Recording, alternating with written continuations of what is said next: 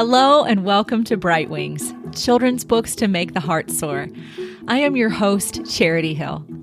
The purpose of this conversation is to help mothers and fathers identify books that will liberate their children to embrace truth, goodness, and beauty. I have two children who love the Middle Ages, my 8-year-olds, especially my son. I've read a lot to them, and I myself find the era really interesting, and so I've done some of my own reading. But I always want to discover what it is that I don't know. The Middle Ages is definitely an area where my interest overlaps with that of my children. So today I've invited a guest to help us see more and take a closer look. Joining the conversation today is the winsome and articulate Dr. Grace Hamman. She is a speaker, writer, and scholar with a passion for sharing the beauty and truth found in old books. She holds a doctorate in English from Duke University, specializing in medieval literature. She's written for Plough Quarterly, Fathom, Dappled Things, and other academic journals and collections.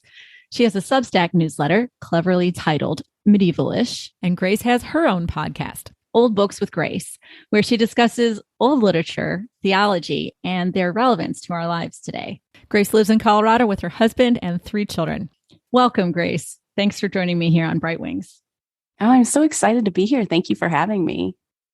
This is not your usual scholarly thing, but it's really gracious of you to be here because I'm hoping to dig into some of the nuances of the medieval period so that not only will we have a little bit more when we read to our children, a little more background knowledge, but we'll also be able to evaluate whether the representations of the medieval period in our children's literature are true or not.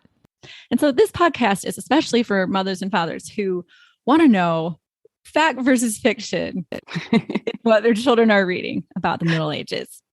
My son, who is now 8, has been interested in the Middle Ages, Grace, since he was probably 4, especially, of course, knights, of course.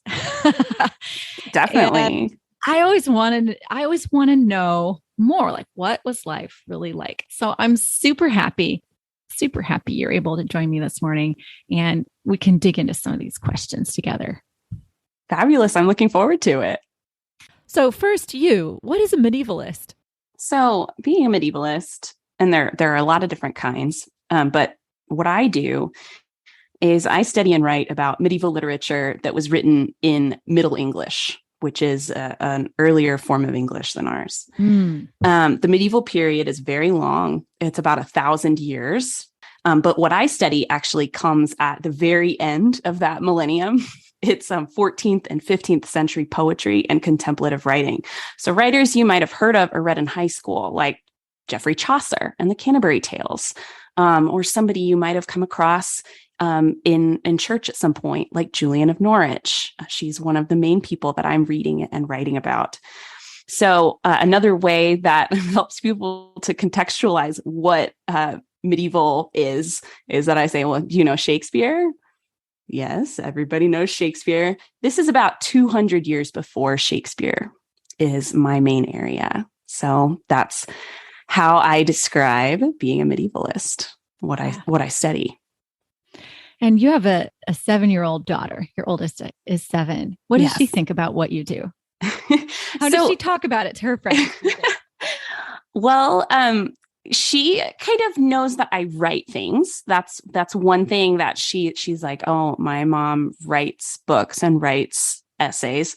But I asked her yesterday, I was like, do you know what medieval means? Because you know how it is with your kids. You're not exactly sure sometimes what definitions they've picked up and what they've kind of constructed their own definitions of. Yes. So she said, well, you love very old stuff. And you love books, especially that are very old, and books that talk about Jesus that are very old. I was like, you know what? That's right. That's exactly accurate. And so she has never been very interested in knights, but we have this really fun book. Her name is Margaret. And for her birthday a couple years ago, I got her this really lovely picture book that's called Marguerite Makes a Book. It's by Bruce Robertson, and it's about an illuminator in medieval Paris.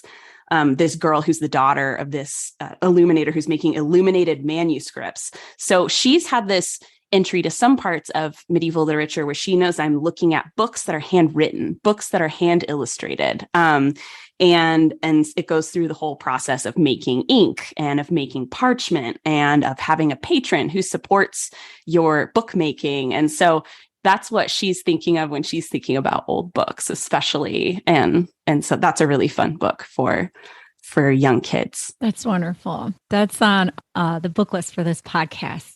Yes. So I'm glad you mentioned it. It's neat that of course, that would be a special book in your family. Yes. Yes. We love that book. And bridges what mom does and what mom loves. Mm-hmm. Exactly. And it has her name, Margaret awesome. And Marguerite. So she, of course, appreciates that very much. On that note, do you know there was some archaeological work done that discovered a woman who must have done a ton of illuminating? She must have been considered extremely important, an extremely important scribe, because she was, they found in her bones and in her teeth, lapis lazuli. So she must have been working with this very precious substance. Mm-hmm. And it was this discovery that a woman had been doing this very important scholarly work was novel because they didn't think women were doing it. Maybe that had been the narrative. And so maybe in the past year or two, this lapis lazuli was found in her teeth. So she must have been putting her paintbrush in her mouth. Yes. I vaguely remember this. I don't remember the exact details, but I think I saw a headline about this. But yes, so bookmaking was largely the province of men, but there were women who did do so, especially in convents. There would be some where they specialized in manuscript making, some certain nuns. So some nuns, of course, did their own composition, like Hildegard of Bingen, or this mysterious woman who definitely was maybe licking her nib or, which is the end of her quill, right? Working on with these precious materials that were used to make these priceless manuscripts. I mean, books were a luxury item in the Middle Ages. So if you were working with lapis lazuli, you were making books that were like exorbitantly expensive and incredibly beautiful. And in fact, I always tell people, if you're traveling abroad, that they need to go to the British Library and see all these illuminated manuscripts that are just stunning in person. I mean, amazing. And this is the kind of stuff they're working on. And yeah, women got to work on that too sometimes. Not as much as men, but it was happening. I love this era, and I love the beauty of the illustrated manuscripts, just the beauty in general, the strange and beautiful clothing, the tapestries, the developing sense of manners, the complexity of the synthetic thinking that's going on in theology and philosophy, the sense of social hierarchy, the order that was organized against outside external chaos. In really broad strokes, those are some of the features that I really appreciate about this era. What is something that made you fall in love with it? Well, I've always loved history, like of all kinds. Since I was a little girl, I was always really fascinated by history and by books. And I was an English major in college, but I wasn't specifically interested in medieval stuff necessarily yet. But as an English major, I took this class called History of the English Language. It starts with a long time ago when English was just developing out of Germanic languages. I started to feel like every word in English is like this puzzle where you can begin to unpack it little by little, and you learn about both our own history as English speakers and the history of how we think, how we approach the world. And it's all contained in sort of the funny fossilized remains of words, of individual words. And so I got really into that. It was actually a really hard class, and the professor tested us on footnotes. And I mean, it was a really, the class itself was not even my favorite class, but the material was so amazing. And then it really took a hold on me when, it's funny, I mentioned the British Library thing. when I was in college, right after taking that class, the cover of our textbook for that class is is a manuscript called the Lindisfarne Gospels. And as you might imagine from the title, it is a set of gospel books that were made by monks on the island of Lindisfarne, which is also called the Holy Isle back then. And is this outside of Ireland or off the coast of Ireland? It's off the coast of England, very close to Scotland. So it's in like Northumbria. These gospels are gorgeous illuminated manuscripts, and they're big because these were set at the front of churches, and they were very colorful and very bright so that you could see them from far away.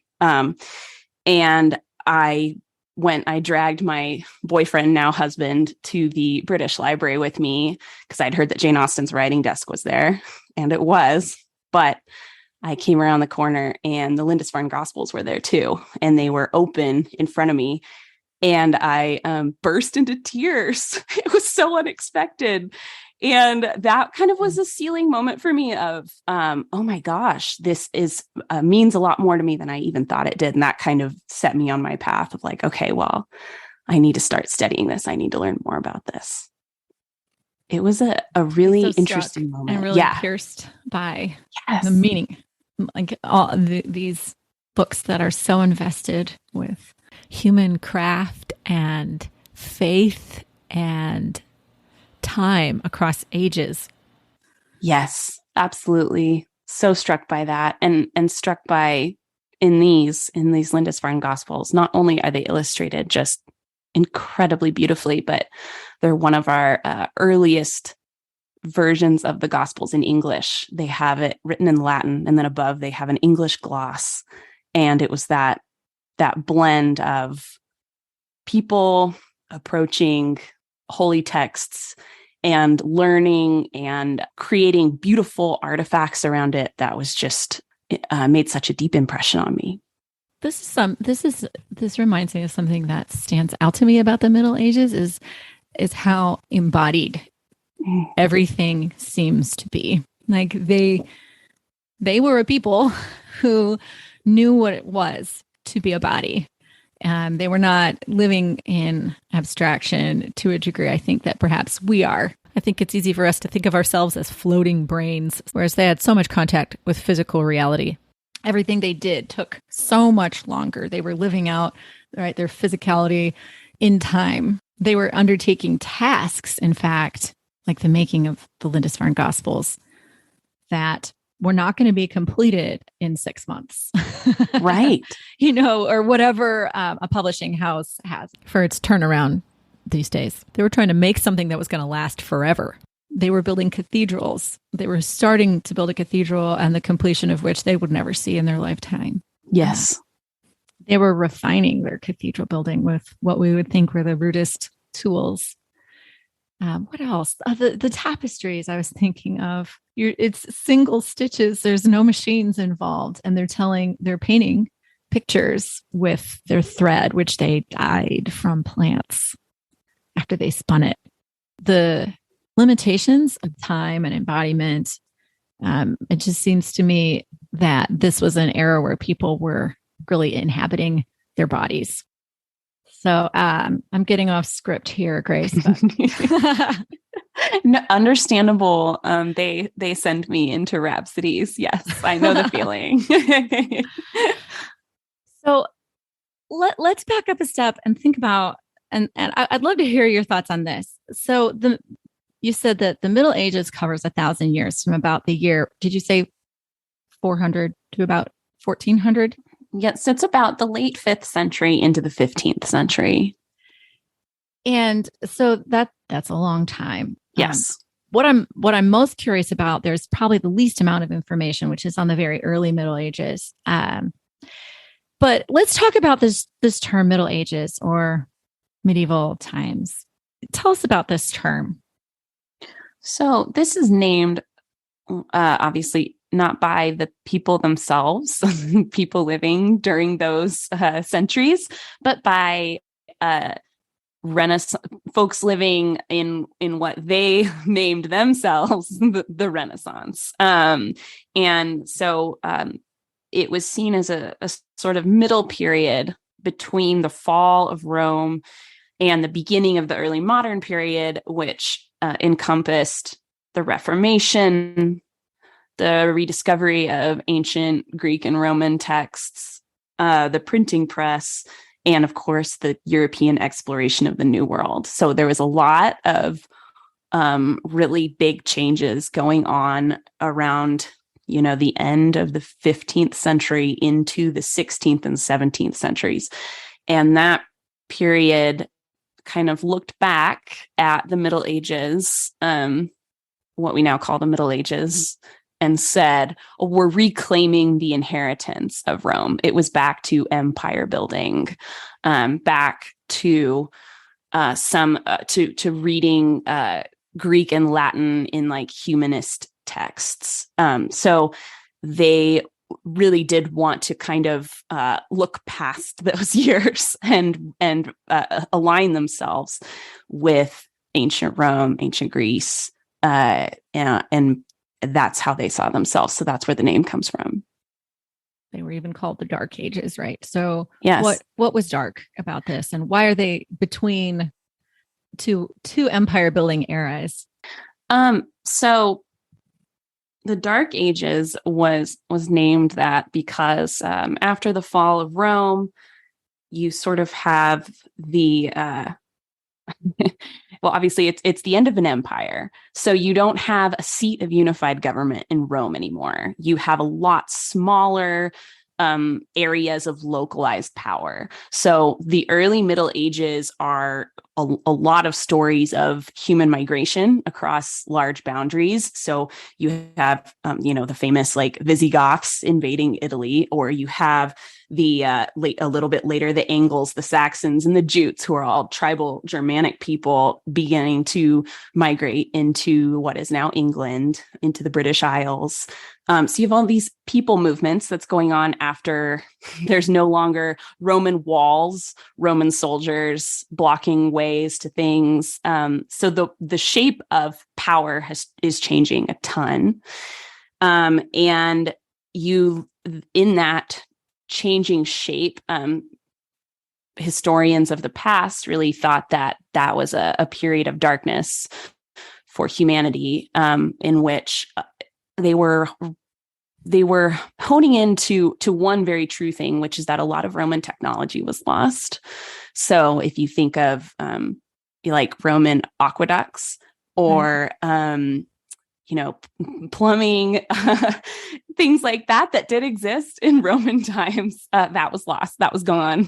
So or building domes, the art of dome building didn't exist anymore. So there were some things that were lost, in which, but then they sort of broadened that out and saw it as a time of chaos and a time of dark ages. So that was where that name came from.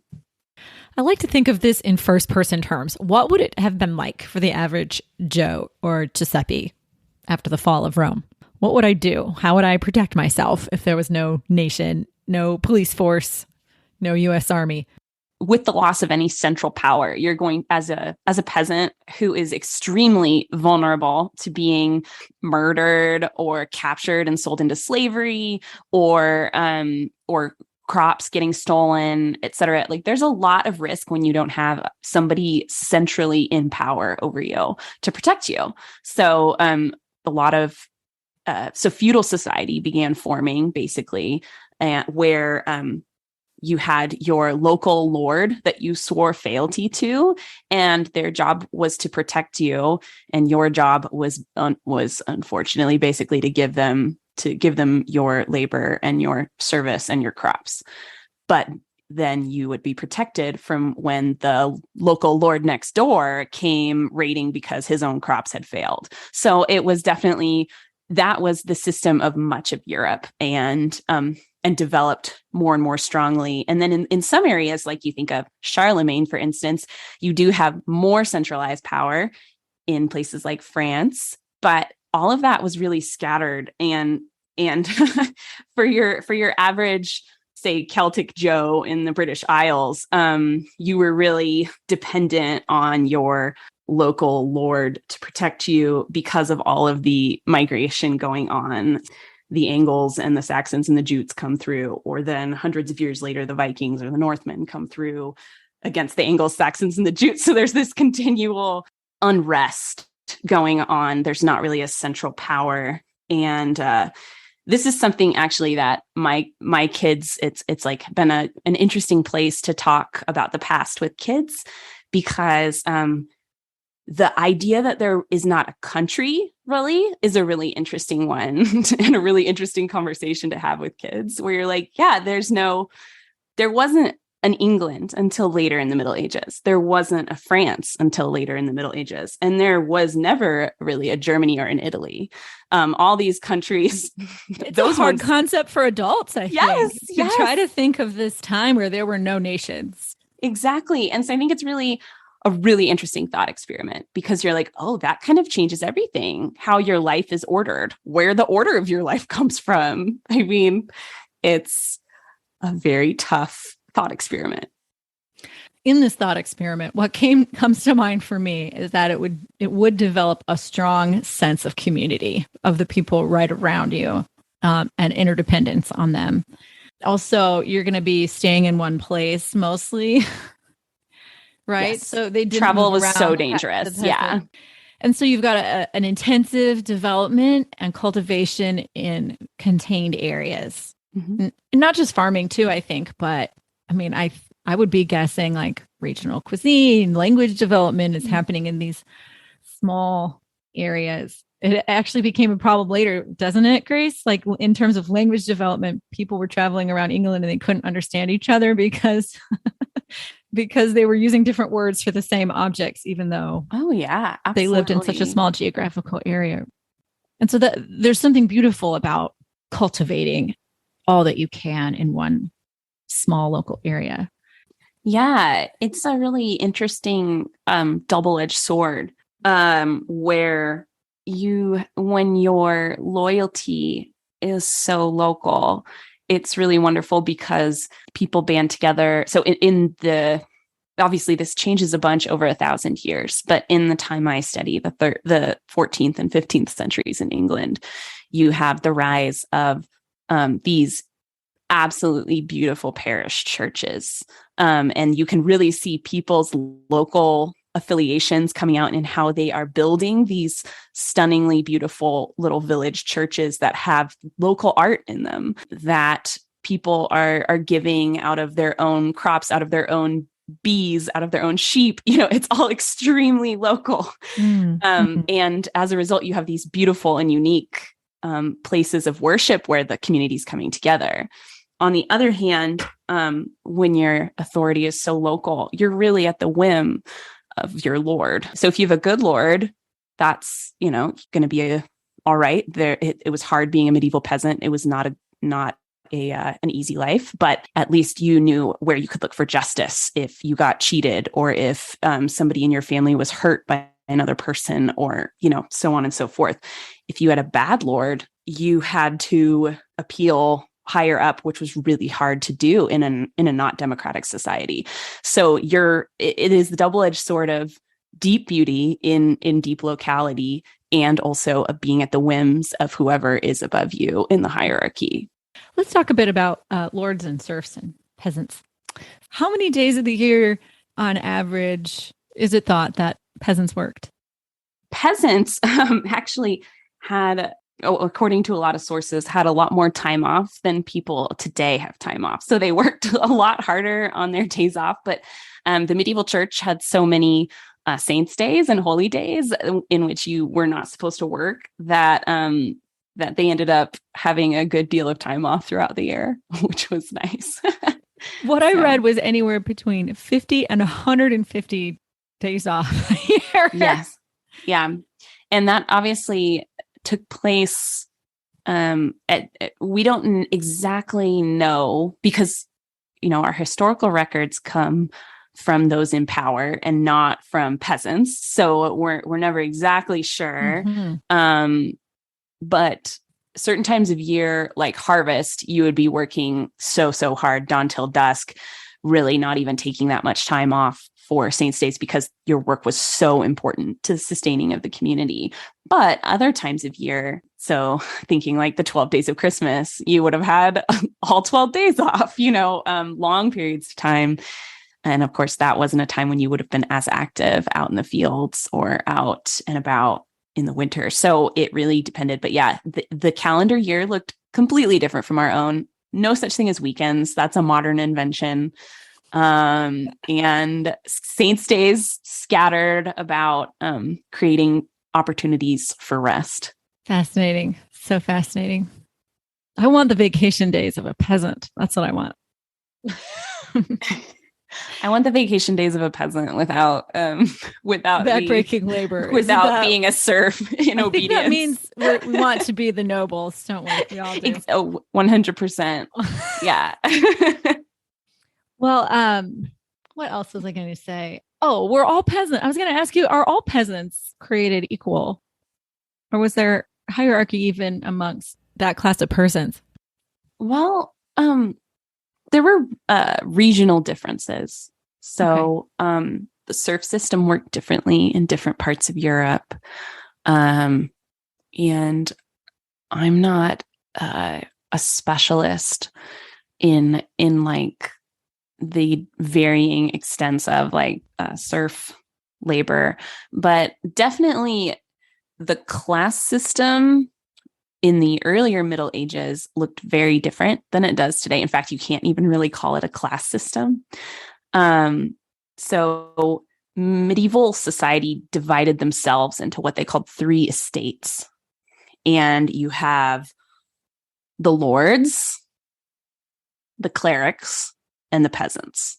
And that was how society saw itself: those who prayed, those who worked, and those who fought. Those were the divisions. And then as the Middle Ages goes on, that picture begins to get a little more complicated because you have the rise of the merchant class, who don't really fit neatly into any of those categories and who are a rising new source of wealth, in contrast to the old noble families who are fighting and meant to protect the land. So amongst serfs, there would have been some sort of a system, but it really varied a lot and it wasn't really codified. So for instance, if you were a laborer, just a common laborer, you would have been kind of at the bottom of the totem pole. If you were a blacksmith, still a serf, but a blacksmith, you had a trade that would have put you in a different position. You would have maybe been able to get your freedom at some point. And so it really depended on where you were and what your job was. And then sadly, also it depended on, do you have parents who are alive and well and can take care of you? There are a lot of, if you lost your parents early and you became the main breadwinner, that was going to be really hard for you to, maintain some kind of a stable life. And that was really dependent on your lord. Was your lord going to take care of you or not? Some did and some didn't. Yeah, probably our closest modern analogy for what it was like to have a lord is our relationship with our boss. Like, do we have a good boss or a bad boss? Do we like how he manages people, or do we find him callous and controlling? Do we find her to be people-centered or self-centered? How well do you like your boss? How well do they manage people? Yeah, but even more intense, in some areas, lords had a say in who you could marry or who you couldn't marry. And as a serf, you weren't allowed to leave your land. You had to get special permission to leave your land if you wanted to travel and visit a family member, or if you wanted to go looking for work somewhere else, you had to get especially excused. And this became a really obviously a source of a lot of conflict. How did Christianity's approach to human dignity influence the master-serf relationship, the lord-serf relationship? How was it different, or was it any different from the Roman master-slave dynamic? It really depended on the temperament of the lord and also the temperament of the local bishop. how active a role the local bishop took in promoting justice and the teaching of Christian doctrine. So just like the lords, some bishops were much better than other bishops. Some serfs were really still very much in a slave position, not that different from Roman owner-slave relationships, where they had very little recourse to justice. They were treated as commodities, not as humans. So, and in a lot of Europe too, slavery still existed. So it wasn't like it had moved on. But in the time period I focus on in England, it's right after the Great Plague that we now call the Black Death. There was a huge labor shortage because so many people had died, and workers began to ask for better pay. Serfdom was kind of falling apart, and landlords were resisting this movement by workers by passing some pretty oppressive legislation that targeted those laborers asking for better treatment. And we can kind of get a view into the complex role that the church played in these people's lives, because they were looking at statements of their own worth based on human equality. They had a chant, these peasants who were wanting better pay and different treatment. They would say, "When Adam delved and Eve span, who then was the gentleman?" So they are definitely drawing on a conception of human dignity through their created worth, through their status as God's creatures, through our shared heritage in Adam and Eve, something that is getting closer to democratic ideas. And that was in the Peasants' Rebellion in 1381. But then simultaneously in Norwich, it was a bishop who violently put down their protests, Henry Despenser. So you always have this tension where some folks are really treating human dignity seriously, treating that heritage of Christianity seriously. And some folks are wanting to uphold their own power in society. And so that's kind of the tension at the heart of a lot of the Middle Ages.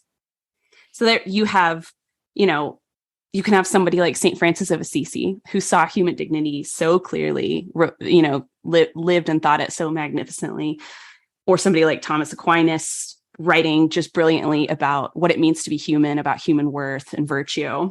And then you have somebody like the medieval bishops of Winchester, who owned some of the brothels in medieval Southwark, which was a part of London. And so we're benefiting directly from prostitution, like where you're just the blend. It's like today so much. Isn't that the case? I think that's what rubs me the wrong way when authors, especially, there are certain books that rub me the wrong way in the way they represent the Middle Ages, because I think they're kind of smug, and behind the author's smugness is this idea that we're so much smarter simply because we have indoor plumbing. Yes. Like we're so removed from this time. And they must have been not nearly as enlightened as we are. Let's talk about certain ways in which we're kind of permeated by our sense of superiority, right? That history is simply the march of progress. Yes. And why we think, well, what must be better now than it was then, because this is where I live now. Mm-hmm. So this idea that we're smarter and somehow superior in every way to the medievals. Let's talk about, this is fair. This is unfair and unhistorical, it seems to me. Who's the political philosopher that says life was poor, nasty, brutish, and short? Oh, yeah. I cannot recall who said that, but yes, that is a very famous quote about so it seems to me that in a certain sense, right, that life was more violent in the sense that, but some of these things are relative. Short is relative to tall, and cold is relative to hot. People were colder then. Mm-hmm. Yes. They heated everything, right, with fires, and life was rougher, but rougher in proportion to what? That's more violent in the sense that if you hit your foot in the field and you severed a toe with your hoe, they would look after you, but there was no surgeon in the way that we have it. There's no doctor in the way that we have it. So injuries that would send a boy to the ER today were sometimes like shaken off, like a concussion. Yeah. So some of these things were relative. And so when our children are exposed to them in books, the roughness of these circumstances, if they're exposed to, for example, in The Midwife's Apprentice, I should just be very concrete. In The Midwife's Apprentice, I feel like there's portrayal of life as being very ugly, dirty, really rude. Peasants maltreat each other and behave towards each other in sort of very ugly ways. Like in the opening pages, the main character is waking up to herself in a dung heap. It's very shocking to our current sensibilities. And I feel like it's unfair because some of these things are relative to us. It's horrifying. So it's like, it's a bit of a slap in the face, but it's also the reason why it's unfair is because in a certain sense, it's anachronistic. It wouldn't have been the horror we're experiencing it to wake up in the dung heap.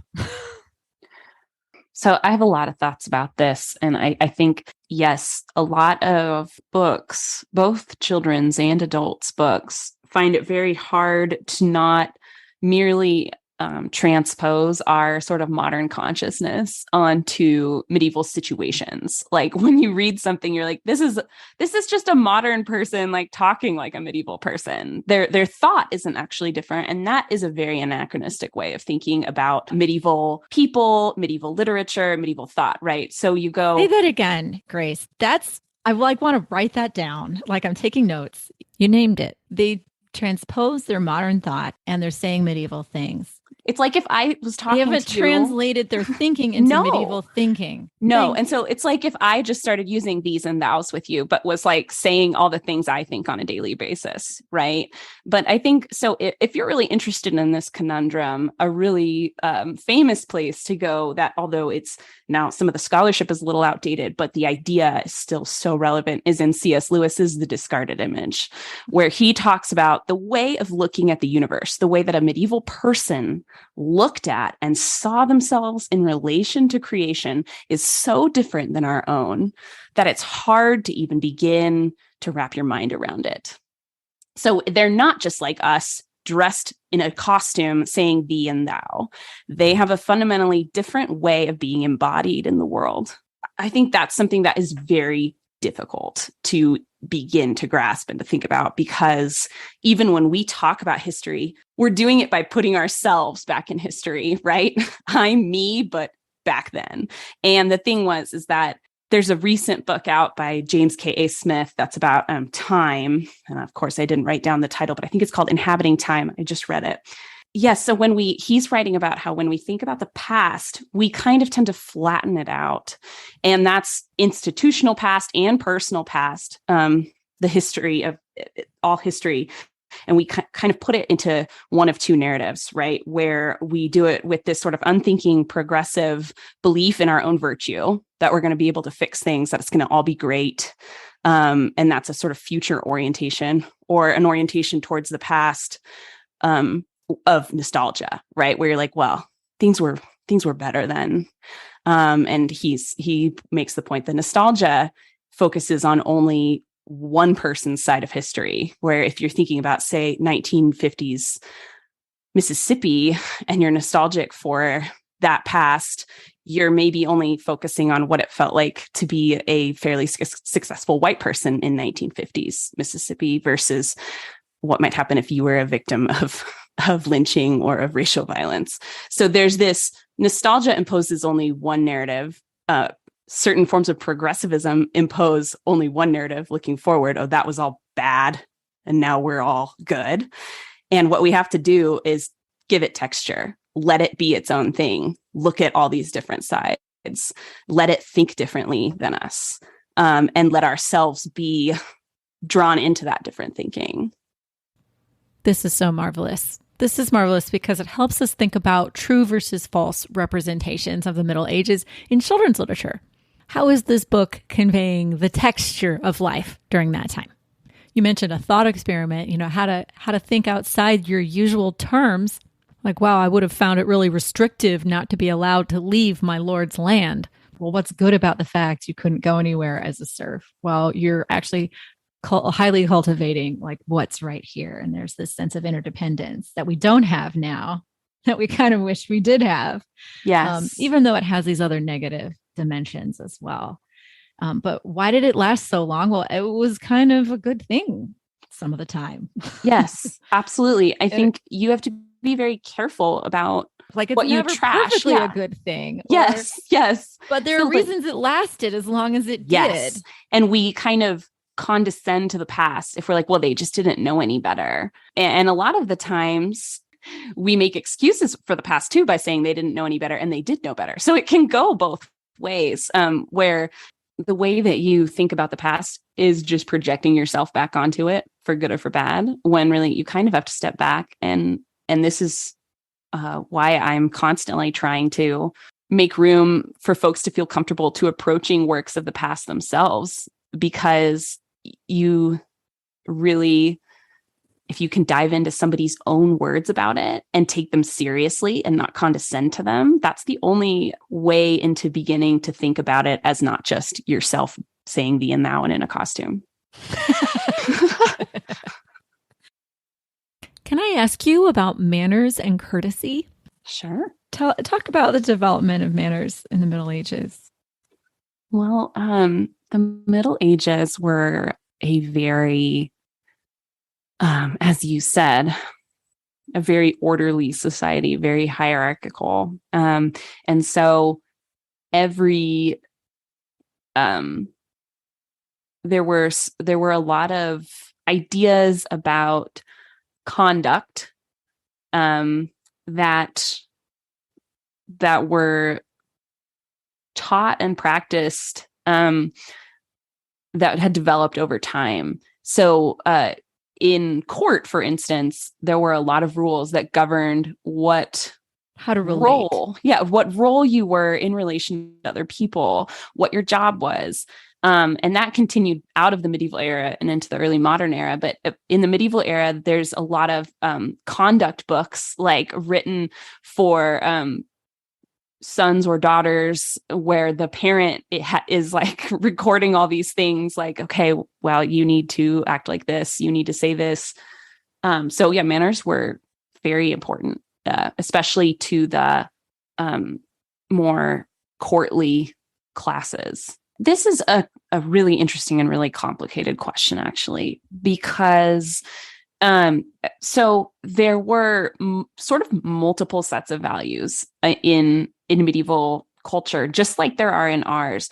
So you could have a man who was absolutely brutal on the battlefield, not really caring of his opponent's dignity in any way, but then a perfect mannerly person at the table, right? Because he was a knight, and that was part of this chivalric code of values that was more obvious in these like aristocratic settings.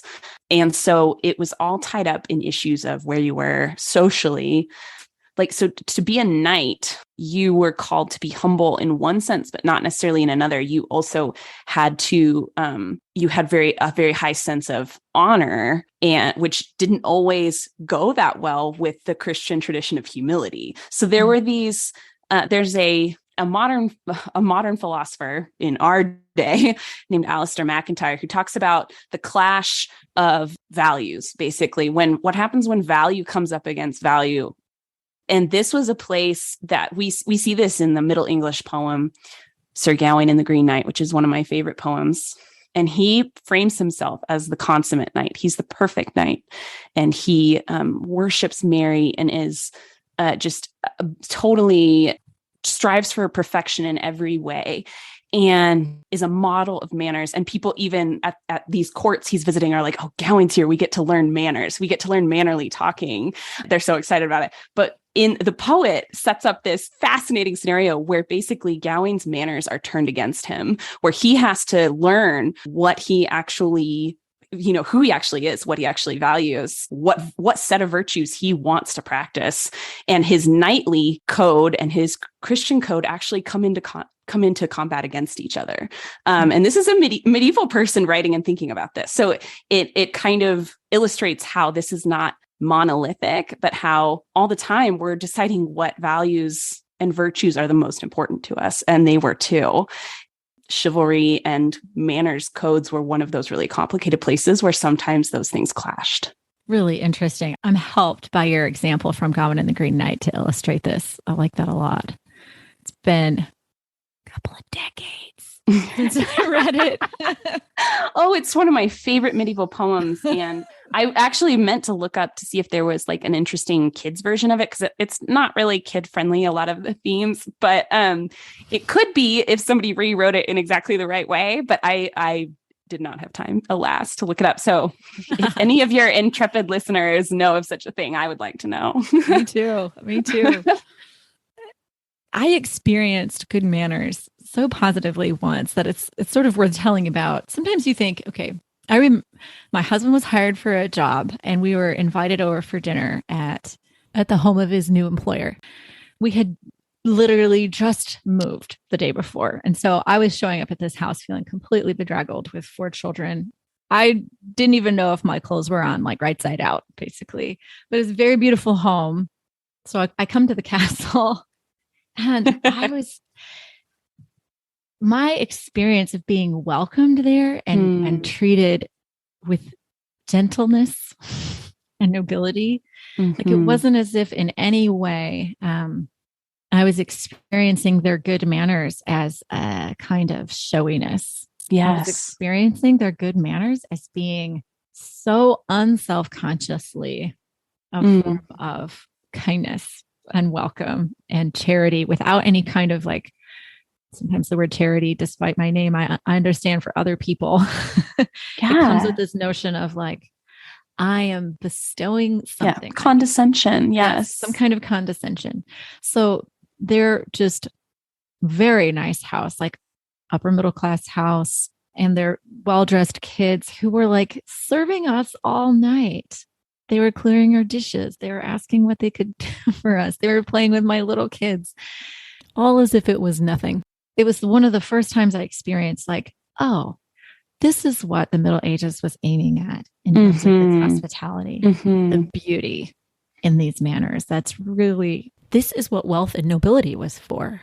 This is what manners and courtesy were meant for. Genuinely interested in other people and in making their life easeful and gentle. It's like this, I was really inspired by this. Like, I don't know if I'm ever that gentle in my hosting. Yes. And I think that draws out kind of the idea at its best, right? That Christian hospitality, medieval hospitality in the old sense of welcoming the stranger, and really doing it, really rolling out the red carpet for somebody that you didn't have to.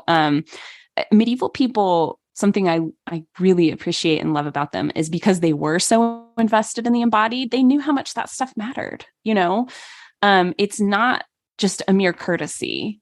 It is actually seeing somebody and welcoming them with all of their potential inconvenience or potential struggle or whatever it is, and creating space for being embodied together. And I think that's a great illustration of that idea. And that's actually the birthplace of things like hospitals are rooted in that ancient idea of welcoming the stranger and of Christian hospitality.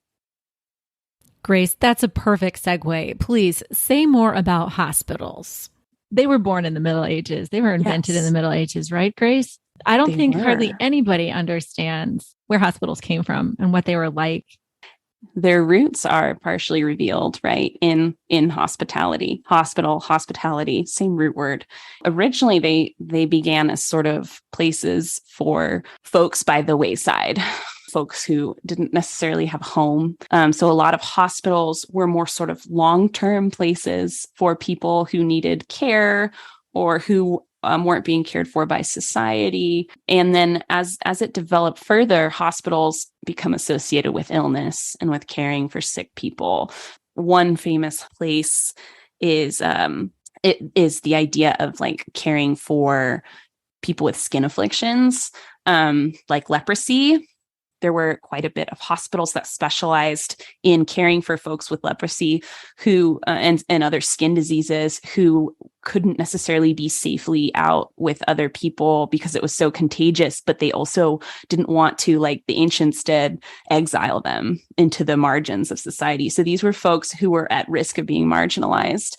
And the orders of monks and nuns began to set up these hospitals as places where they could be cared for and be fed and have a roof over their heads, and not be exiled or left behind. So that's the birthplace of hospitals. And we get a little confused because nowadays we have such a strong dichotomy between science and religion, which is really not medieval at all. They really had no such distinction, for good and for bad, but a lot of the time for good, where we think of maybe science or medicine as being very separate from religious practice or from belief.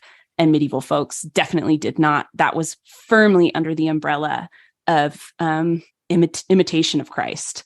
And so hospital was a place where medicine was being practiced in a medieval form, but also a place where it was run by folks who had made religious vows. So always a blend.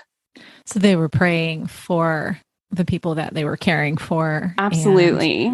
There wasn't beauty very important still too in the care for the person? Yes. So you a really famous hospital that the one that I was thinking of earlier, well, famous because of this art that was made there, but at Eisenheim in medieval Germany, what is now Germany, there was a place where some brothers were taking care of patients with leprosy and other skin diseases. And in the early 1500s, there was this painter named Matthias Grunewald who created this now very famous altarpiece called the Eisenheim altarpiece. And it shows Christ on the cross is at the center of this altarpiece, which was a big piece of art set up by the altar. On it, he has Christ on the cross. And from a distance, it just looks like Christ has been, scourged, beaten, like the scriptural stories. But when you get up close, Grunewald has made the choice to depict Christ looking like the sufferers of leprosy that were at the hospital. And so the scourge marks are actually skin disease. And so you have this amazing glimpse into a sort of holistic view of caring for other people embodied in Jesus, Christ taking on the actual skin afflictions of the people looking at him, suffering with them, and suffering for them, and their eventual healing, if not in this life, then the next. So it's both a spiritual tender care and a bodily tender care. Marvelous. Oh, thanks for teaching us about the Eisenheim altarpiece. Yeah, go look it up. It's gnarly. I mean, it is an intense piece of art, but when you know the story behind it, it is really compelling and powerful. I'll see if I can find a link to it for the show notes. Grace, I want to ask, for mothers and fathers and educators who want to know more, do you have accessible books that you would recommend to adults? I found one called A Time Traveler's Guide to Medieval England, and I wonder if it's any good. That's a good one. Yeah, it's really approachable. Yeah, very, very approachable.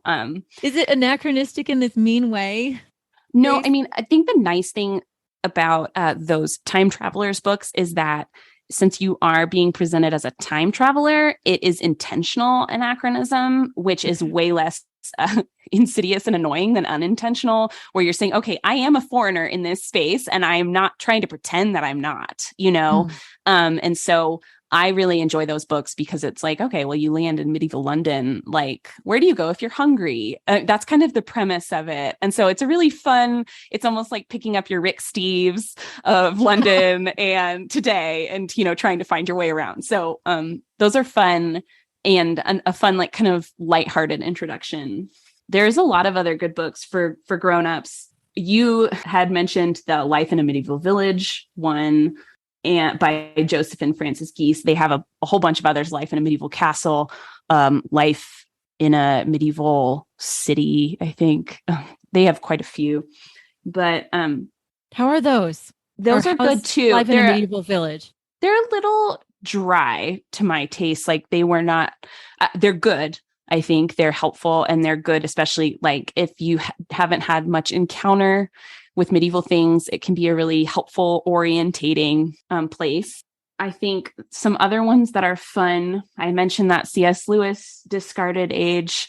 If you like C.S. Lewis and you like his style, that is a really fun one. And, beautifully written, as is his usual. If you're interested in medieval religion, specifically in Christianity, Eamon Duffy's Stripping of the Altars is the book that I recommend to everyone who has a lot of questions about pre-Reformation Christianity, the shape of it, especially what it just looked like for ordinary people. It's not even talking really about doctrinal debate or things like that, but about like, what did it look like for a person to go to their parish church in medieval England? That's a really good book for that. That's exciting. Thank you. Yes. And then there's a recent book called The Bright Ages that takes a more broad European perspective. It's by Perry and Gabrielle. And those are their last names. I didn't write down their first names. And that's an interesting book because it tries to take you all the way from the fall of Rome to the eve of the Reformation in a fairly short, pretty accessible version. And they play on, obviously, the whole Dark Ages thing by calling it the Bright Ages. And they do a good job of drawing out the beautiful, gold leaf glimmering aspect of the Middle Ages and the really dark parts like rampant anti-Semitism or the huge mistakes of the Crusades, that kind of stuff. So that's another one that I finished recently and enjoyed it. Great. Thank you for those recommendations. I'll put them in the book list. Tons of books, tons of kids literature stemming from this podcast. So attached in the show notes is going to be a book list cram jammed with medieval literature suggestions for your children, as well as Grace's suggestions for what adults can read. Grace, thank you for this rich conversation. I've learned a lot.